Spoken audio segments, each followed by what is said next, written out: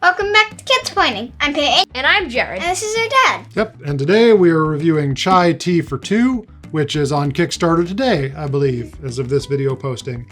And there are a lot of adults reviewing this game that you've probably seen.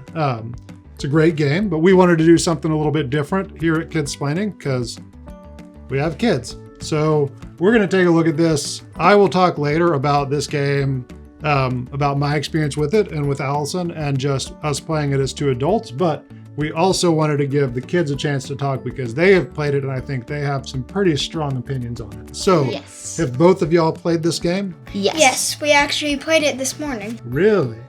And how do you like it? Jared, what do you think about it? Well, one thing that I love about it is how the person with the first player token gets to choose how many actions you get and what tea leaves you get at the beginning of this.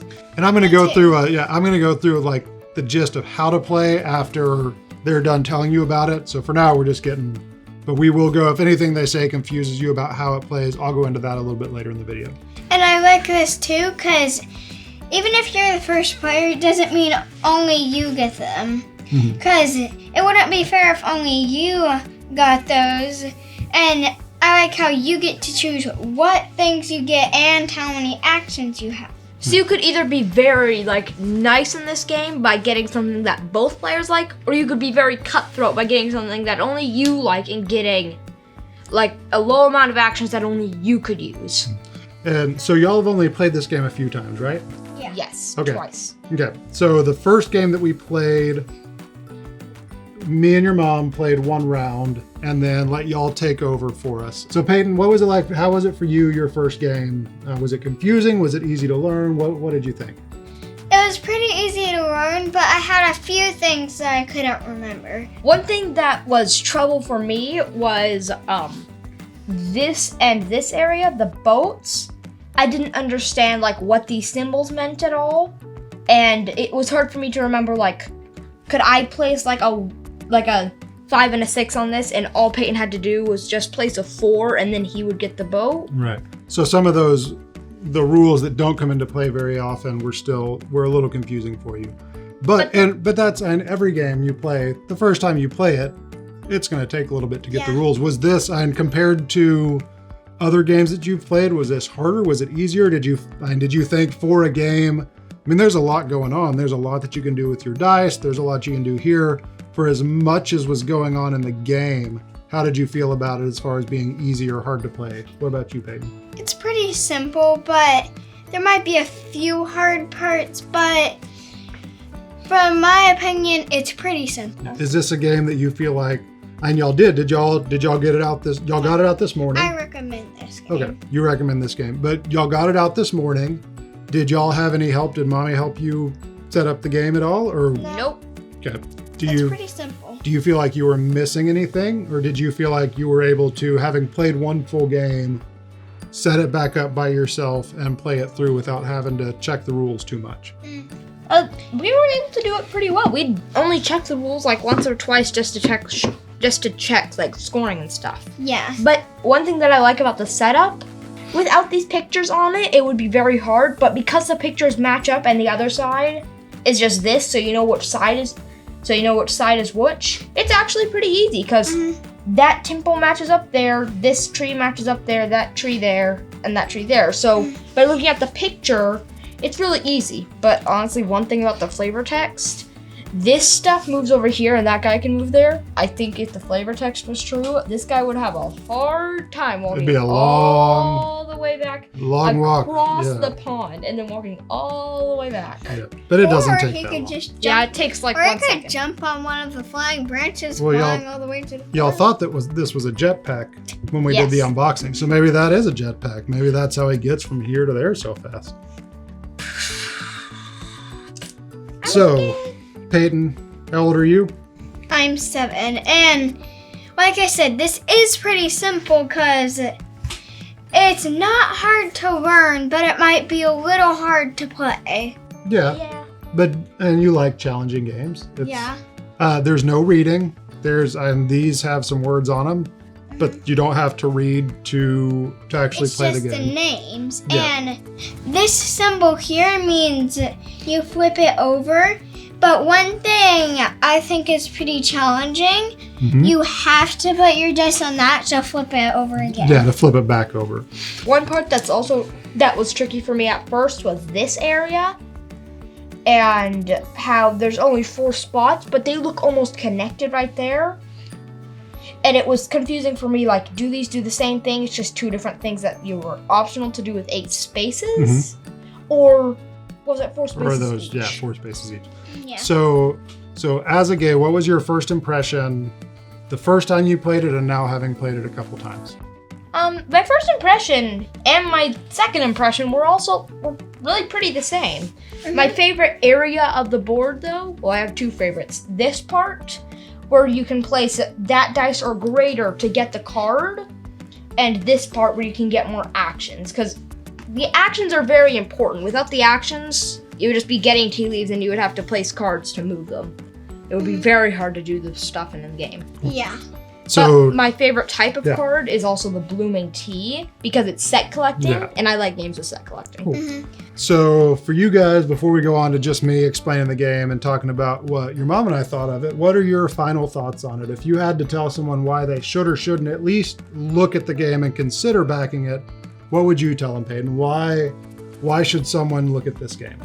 Because it's pretty simple. It's a little hard to play, but other than that, it's simple and it's pretty fun. Like how it's challenging to get them all the way up here, and there's some cards that make it like this one, so a purple could go up automatically. But it's That'll also make sense in a more minute. challenging that this one, it can only be used once until you put your dice there. But something that I like, you don't have to put a certain dice on any of these spots except here or there. No. And there. So from a strategy, as a 7-year-old, almost 8-year-old, how did you feel about being able to understand the strategy, being able to play the game? Do you feel like it's a good game that kids could play with adults or with other kids? Yes. And a strategy have the cards like this one. They make it so if I had like a blue here, I could change it into a black. But something I did, I had the card that black gave me points. So I got this, and whenever a blue passed by, I changed it into a black, because that would get me a victory point. So Jared, what did you think? What are your kind of final thoughts on this? Just what did you think of the game as a game for kids, for adults, and why should someone check out the Kickstarter? First, if you look at the back of the rulebook, there's history, and if you're really interested in flavor text, this is actually really good for like teaching. Yeah. Like, it has a little bit of history on the game and on the parts of the game. Are you a fan of history and flavor text? Flavor text, not as much history. Oh, you like history. Specific types of history, but Okay. yeah. That's fair. But I also love the ships. Like, this could literally be an entire other theme. But I love the theme that they chose. And I like how the things that they put the tea in, like... Yeah, the tea tins are really nice. Yeah, and it's actual tea tins for the actual tea leaves. Yep. And I like how they, for the inside of this, they made it kind of yellow. And I like on the bottom it shows the company they are. Shows steeped games. But And steeped is a type of tea. Wait. No, steep is what you do to a tea. It's how you brew tea. But I love the symbols on it, how like if you didn't know the rules but you were really good at making inferences, you could look at this and figure out a lot of stuff about the game. Yeah. Like this means that it is. The board is very helpful with just the icons and just helping you, even if you have read the rules, just remind you as you go along what does what. Cool. Well, I appreciate you guys talking about this game. I think it's going to be a really popular game. I hope it is. I think we've really enjoyed it. I need to explain kind of how to play it and give the thoughts on it from an adult perspective, but I think this has been really helpful for people to hear what kids think, because family games are important and we always try to find games that that are accessible for parents and kids. So I'm going to get on to the parent side of this review, and you guys can get on out of here. Peyton, can you put your hand up here and snap? You've been practicing your snapping. So now it's just me, and I'm going to go over kind of the gist of the game and give you our thoughts on it as an adult. But I think stuff like that, hearing them tell that is really valuable. I hope that's valuable to you who are watching. We always try to find games that are challenging for our kids, but are still accessible, that aren't frustrating. So I mean, even the fact that they came down this morning and asked to play it, I think speaks volumes to this game and its accessibility for all ages. But I would not consider this a kid's game. Our kids like to play it. It's definitely accessible for kids. It's not overly complex, but it's also not a super lightweight game that adults are going to be bored with. It is a fantastic game.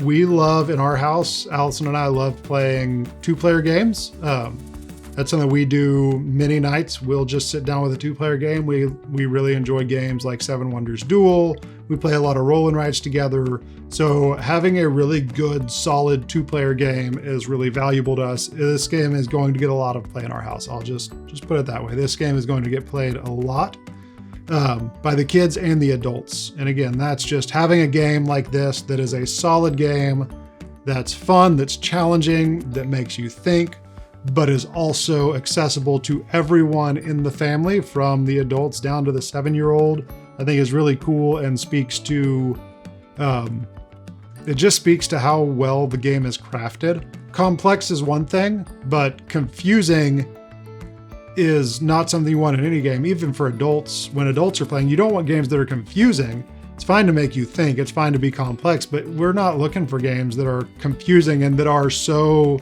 kind of convoluted in their rules that the adults have trouble with it. So yes, this game makes you think because it's strategic, but it's not confusing, it's not hard to pick up, it's easy to play. You heard from them from 7 and 11 that after one play, they were able to get the game, set it up by themselves, play it by themselves without any problems. And again, as an adult, as Allison and I, we will play this game a lot. This is going to be one of our go-to 2-player games. So I definitely think from that perspective, whether you have kids or you just like games for couples, games that 2 people can play, I think it's a solid game worth checking out. As far as how the game plays, it is a kind of dice placement, action drafting using dice. So everyone has their dice. Both players have their dice. You roll your dice at the beginning of the turn, and you're going to sort them out by number. And then I'm going to use these dice to pick actions. During the game, I will get to gather tea leaves, which I will put on my board here. I'll have the opportunity to get ships, which I will put up here. And then these spots on the board, these little icons show the path that the tea travels. So white, blue, and black tea travel this way, and then white shoots off up here. Purple follows the purple dots up and onto the ship. So one move is 1 square, and I move the tea up. It does that. So I'm gathering tea. I'm trying to move it up my board onto my ship, and then I can use these cards. This card, when the purple tea lands on a space next to this card, it moves up 2 spaces. Different cards do different things, but you have cards that can help you either gain points or speed up your process. But the way you use the dice, in this area, you can put 1 dice and get 1 single kind of tea. On this one, you can put the dice by number, 1, 2, 3, 4, 5, 6, and you can take the card. So I put this here, I take this card, and I put it next to my board, which lets me, if I gather sets of it, I get more points. So these have to be at least the number that it's shown. It can be bigger. I can use a 6 on a lower number. And then over here, I put a dice here, and that lets me move a card to a different position, which I wouldn't do with this card, but if I had one of these, I might move it around to a different spot. This lets me swap 2 cards that I have beside the table. This is to claim the first player token on the next round. This spot lets me flip over cards with this icon. Remember, Peyton talked about the cards flipping over. This lets me flip them back. I have to put 2 dice in sequence on a ship. That's what the 1 + 1 or +1 + 1. So 2 dice in sequence on a ship to claim it. But then someone can come and put a sequence of 3 dice to take it from me. So there's a little bit of competition there. And then over here on this last spot, I can put sets to get extra actions at the end of the turn. The extra action might be moving T. I believe you can gather T with those actions. So it gets me extra actions at the end of the turn. At the beginning of the turn, someone is going to pick one of these. They can move, there's rules to it. They can move 3 spaces clockwise from where it is. And they're going to choose which one of these to use in the game. It will give every player the same kind of T and that number of actions. So again, all of this is going to make sense when you're playing, but you start the round by choosing the T that everyone's going to get and the number of actions that they're going to have. And then after that, you place your dice. And when everyone's out of dice, again, you do take turns, but when everyone is out of dice, then you perform any final actions, and then you start the next round. And you play until to a preset number of ships. So it may be 3, 4, or 5 ships. You agree at the beginning of the game how many ships you're going to play to. More ships will be harder to get to, and it'll just make a longer game. So this game, we have really enjoyed playing it.